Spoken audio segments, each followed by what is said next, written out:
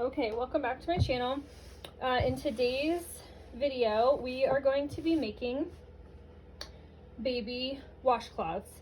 Now, this is just one that I bought online, or I think at TJ Maxx, maybe Temu, something like that.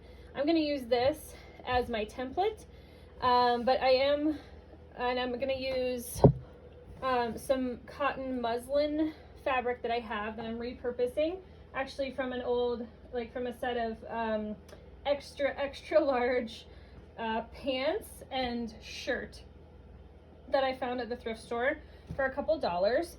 What I'm going to do first is go ahead and make my bias tape. Now, for those of you that don't know what bias tape is, you can buy it from the store if you would prefer to do so, but you can also make it at home with extra. Let's see, here's an example. Here's some bias tape. You can also make it at home with just scrap fabric, but what it is essentially is it is cotton fabric, normally woven cotton fabric that is folded, so you can kind of see here how it's folded over. So you would use this to kind of finish off the edges of whatever project that you're working on. I might use this brown. I don't know, brown's not my favorite color, but since I have this really pretty batik fabric that I found also at the thrift store, I'm gonna go ahead and use this. So what I'm gonna do first is, now I want the bias tape on these baby washcloths to be kind of small, because baby washcloths don't have to be big. So I want each fold of my bias tape. So essentially, I'll just show you on this. A bias tape is like this kind of fold, and then you fold it in on itself again, so that this is the really nice edge that you're getting on your project. So this is a little bit thick for the washcloths. It's almost 4 inches. Technically, I would want to do 1-inch fold per fold. So 1/2 inch times 4 folds is 2 inches. So I might actually try to get 2 pieces out of this. I might not get it, but I can also just kind of do a little bit less on the outside fold and a little bit more on the inside fold to make that the same size. So what I'm gonna do, I've already gone ahead and sewn this long piece together, or actually these 2 shorter pieces together to make a long piece here, so that it can go all the way, because we want it for each side of the washcloth, we want it to cover each side. So what I'm going to do is I'm just going to go ahead and measure at the seam here and see. Oh, this measuring tape is broken. All right, so we have 3.5 inches. So if I do 3 inches here, I can do definitely a 1/4 inch, or I'm sorry, a 1/2 inch fold, and then fold it in half. So I do want it to be really even though, so I'm just gonna go with 2 inches, and we're just gonna have to waste some of this beautiful fabric, unfortunately. So the first thing I'm gonna do is just straighten this out a little bit. So if anyone really needs a good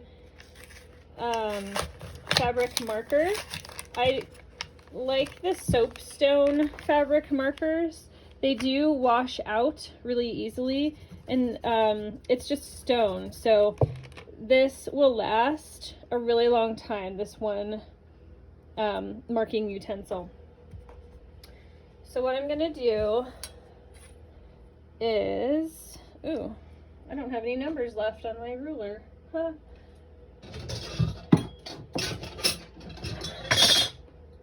Get a square ruler. This is how we're gonna do it. I'm gonna do a square edge here, all the way as far as I can down. Now this is definitely a little bit more labor intensive than, say, doing it just like this, like 2 pieces of muslin, but I'm hoping that we can reuse these over and over again. And this one is already fraying, and I haven't even washed it.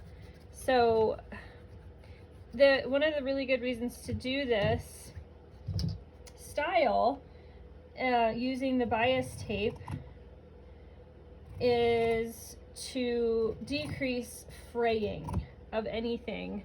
It also, again, it just gives it like a really nice finish to whatever you're making.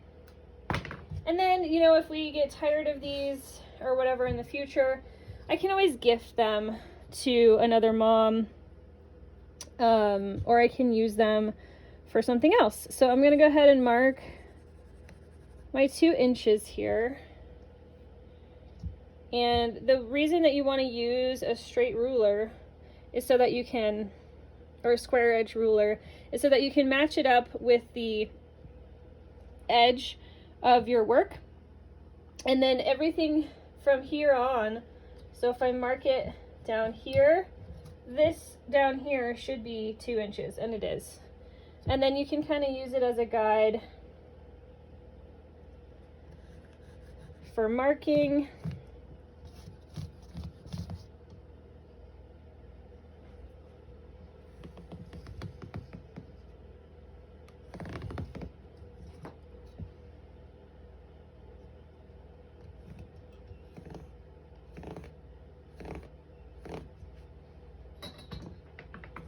Okay, I'm just gonna cut this. I love this batik fabric. It looks kind of like mountains, and since we live in Colorado and my baby's nursery theme is woodland creatures, woodland just in general, I thought this would be super, super cute to incorporate. So, just gonna make sure everything is nice and lined up. Well, it's a little bit shorter than I wanted it to be, but that's okay. I'll make it all uniform size once it gets on the sewing machine. So, I'm gonna use this, excuse me, piece as a template for all of the other bias tapes that I am making. So I have this, and when you're doing bias tape, you really do want to press your fabric, preferably if it's cotton and it is wrinkled like mine is. You definitely want to be pressing your fabric.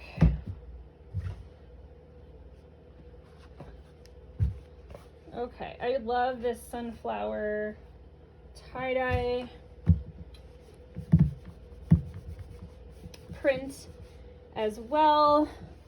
Definitely very unisex. So if you're looking for maybe like a really fun gift to make a new mama in your life, then this is always a good, and you're really creative and you like to do DIY projects, this is a great way to use up some of your fabric scraps from other projects. And if you use the bulk of the fabric for another project, you could match the washcloths to whatever else you had made. And I think that would be super cute to have matching washcloths and burp cloths, and maybe even a bib in there too. You can look at another previous video of my woodland creature set that I made.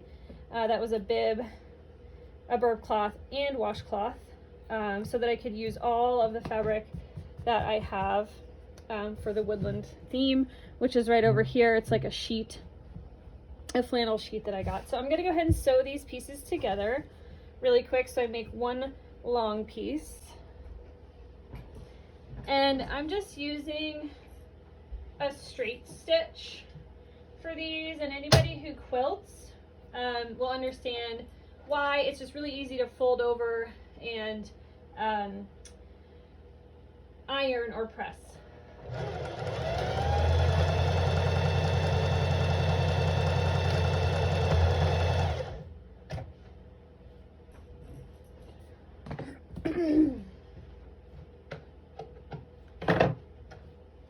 Now, I am currently in my second trimester of pregnancy, and I have been having some insomnia, not like extreme amounts, but like I only got 5 hours of sleep last night.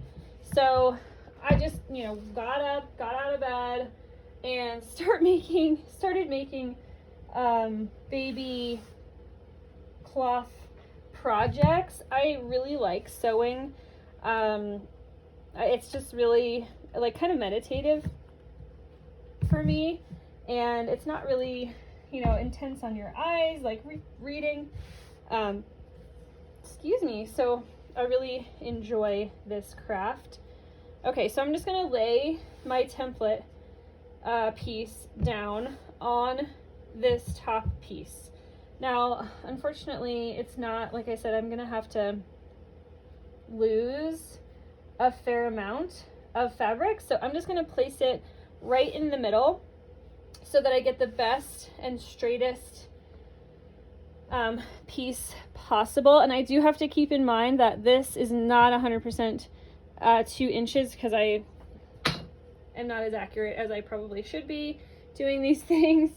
If you'll watch any of my other videos, I definitely mess up, but that is all part of the process. And I think it's kind of fun to figure out how to make things better. Another way that I could go ahead and cut this really quickly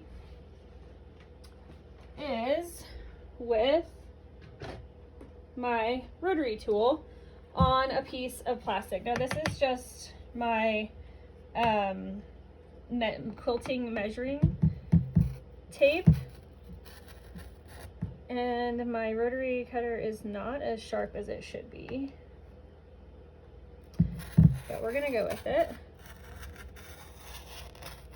And again, I'm just gonna flare it out at the bottom because Megan doesn't like to double check her work, which is a bad call. And you always want to measure more than you cut in anything in life.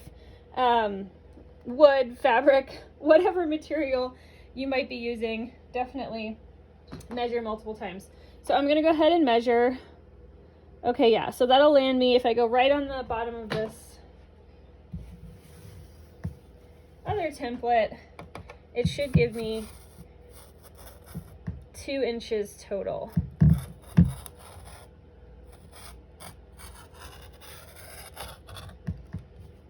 And again, with a rotary cutter, you don't usually have to press this hard, but mine is getting dull and I need to replace the blade. But as you can see, it's a lot more convenient than the scissors, because the scissors you have to like lift up the fabric a little bit to get underneath it. So it's a lot better to do it this way. So now that I have my second template piece, or my second piece of bias tape cut out, I'm actually going to use this piece as my new template because it is 2 inches all the way down. So I'm going to go ahead and finish some of these. I have some really fun patterns that I'm going to use.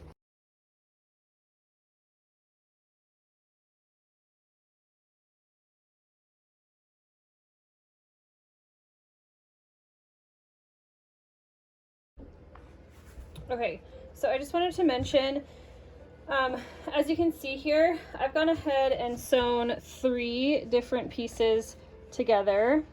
I have 2 seams, and it'll just create one long piece of bias tape. So that is definitely an option if you only have scraps of them. Just make sure that your sewing is really tight to the edges here so that you can go ahead and then press those seams flat. And then I'm gonna fold it in half. So I had actually cut these to make a different project, so that's why they're kind of separated like this. I was making eye pillows that I use for my massage clients, and then also if my eyes are really puffy and I need a little bit of depuffing, or I need to like block out some sunlight when I'm taking a nap during the day, or after yoga, I can, like a yoga session, I can meditate with the eye pillow on, and it just feels really good to not have any light in my eyes. So I'm gonna go ahead and again keep pressing all of these until I have a really good stock of bias tapes, and then we will move on from there. Okay, so now that I have a stack of bias tapes here, I'm gonna go ahead and fold my fabric in to itself. So this is just going to go right down the middle. So what I'm going to do is get my ruler out, and since this piece, I don't know if you can see this, there we go. This is a 2-inch piece here of fabric. I'm going to go ahead and make a mark at 1 inches here, and then in the middle, and then at the very end, so that I know where my middle fold needs to be. So I'm going to go ahead and fold this side in to my halfway point. And again, I think this is like a 1/4 inch. So it's going to be a nice high and tight little bias tape on my baby washcloths. Again, because baby washcloths are just so small, I think that doing it this way is better. You can do a little bit bigger if you would prefer.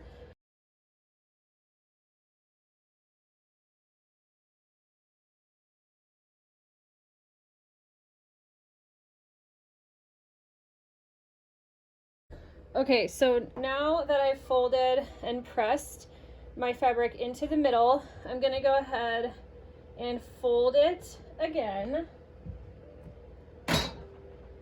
in half here. So as you can see, it creates this really pretty little line of fabric that's just going to kind of hug the outside of my washcloths, so that it gives it a really nice finished edge. Now you can, like with this one, go ahead and just do it inside out, make it easy peasy, lemon squeezy. I might do a couple like that, but since my cotton muslin is so boring, I wanted to add a little bit of oomph to it, and I have all this extra fabric that I might as well be using. Does it take some time to make bias tape? Yes, it does.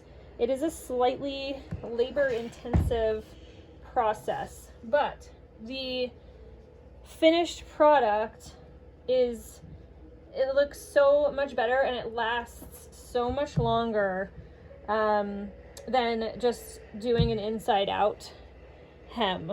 So just keep that in mind. And then obviously the price of customizing things to your liking, if you were to buy a set of, a baby bib, a baby burp cloth, and then a baby washcloth, it might be close to like, I don't know, I want to say like $30 to $50 depending on where you're buying it, because those people have to put in a lot of work to make them as well. So I like to make my own things like this so that A, I know how to do it, and then B, I just respect my stuff a lot more when I make it myself. And then also C, you can customize, which is a huge one. I really like to personalize my wardrobe and my clothing, and why not do it with your home, because you're surrounded by these items all day and they do have an effect on our mood, so just keep that in mind. Okay, so this is our finished bias tape. Now I am going to use these as a measuring tool for my washcloth. So as you can see here, I have quartered this up. So this is how long one side of my washcloth can be, with some seam allowance, obviously. So this is 9.5 inches, which is perfect because then I can have a like 1/4 inch hem around, or like a 1/4 inch allowance to go around corners and stuff, because you do have to go around corners with this. So all right, I'm gonna knock out some of this bias tape. Okay, so I have gone ahead and made a couple bias tapes here. As you can see, I have made 5 of them, and I actually did find the matching fabric for most of these bias tapes that I've already made, and they're actually pretty big. So I think I'm also gonna go ahead and make a couple burp cloths to match the washcloths, because why not? So all the way around, it's going to be 35 inches. So I'm going to take one of my pant legs here, and I am going to double this up so it is a little bit thicker. You are using like a piece of clothing like I am, go ahead and like repurposing it, go ahead and remove the hems that are already on the piece of fabric, because those are just going to get in your way. So now that I've taken my hem off of here, I'm going to find a seam and make that kind of my starting point. Okay. Wonderful. So now I'm going to measure the washcloth that I already have. Oh, and look at that. This is about 9 inches on either side, which will be great because, 9 by 8. Okay, that's still fine because I want to leave a little bit of room for the bias tape to have some turn radius. Again, I'm just going to go ahead and make this nice and straight and hold the edge. Jeez, I really need to put a new rotary blade on. This should not be this hard.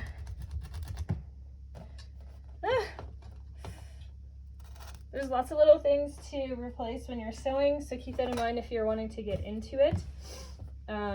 Needles and your thread and all of that good stuff. And I'm going to use just a regular ballpoint pen. I'm going to go ahead and measure 9 by 8.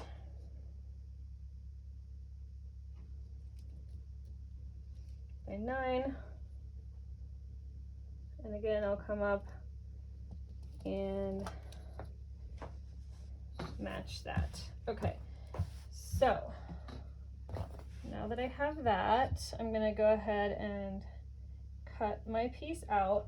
Now the nice thing about getting your dimensions correct the first time is that you can use whatever piece you're cutting out as a template. Okay, so there's part of that. Doesn't help that my ironing board is really not stable on its legs here. Okay, there's my 9-inch mark.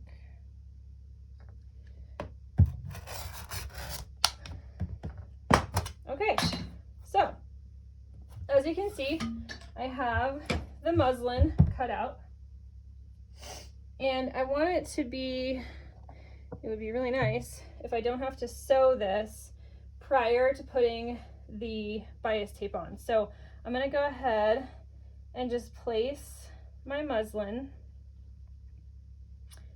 inside of my bias tape and pin. And you do want to make sure that it's like getting up into it.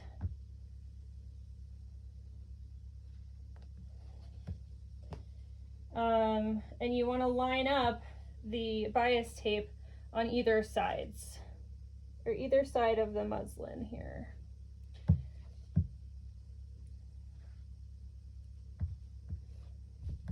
Okay, wonderful. So now when I get to the edge here, I'm just going to kind of flay the bias tape open, put the muslin in the very middle, and then kind of just clamp it. Why is this so hard? There we go. Clamp it down there. And then when I sew this corner piece here, I'm just going to do one extra little up and down zigzag, or not even a zigzag, just a straight stitch over that corner so that it lays flat, so it's not like bunching up at the edges. Okay, so that's essentially how you put the bias tape on. Now, once I get this all pinned and in place, I am going to see if I have any leftover bias tape, which I'm hoping, since I did the 8x9, I will, so that I can put a little loop on it so that I can hang it to dry. Okay, so as I predicted, I did end up with a little bit extra bias tape on the very end here. So all I'm going to do is, when I get to the end, I'm going to sew all the way down the bias tape so it closes it off here, and then I'm going to sew it back on to itself, just like that. So that's a lot like the washcloth that I got from Temu, but it's just a little bit more customized and beautiful. Okay, so I went ahead and sewed around the washcloth here, and I would definitely recommend using a shorter stitch length, but as you can see here, I just did like a very quick back and forth in the corner so that it would kind of keep it in the corner. But overall, I'm pretty happy with the way that this turned out. And in comparison to the one that I've bought, I think it's a way cuter. It's of comparable quality. I'd say even better. So I'm gonna go ahead and make a bunch of these for my own baby, and then if I have leftovers, I might bring them to another baby shower that I have coming up. If you liked this video, go ahead and like, subscribe, and hit the bell notification, and anytime I upload a video, you'll be notified and see what I'm up to next. Thanks so much for joining me. Till later.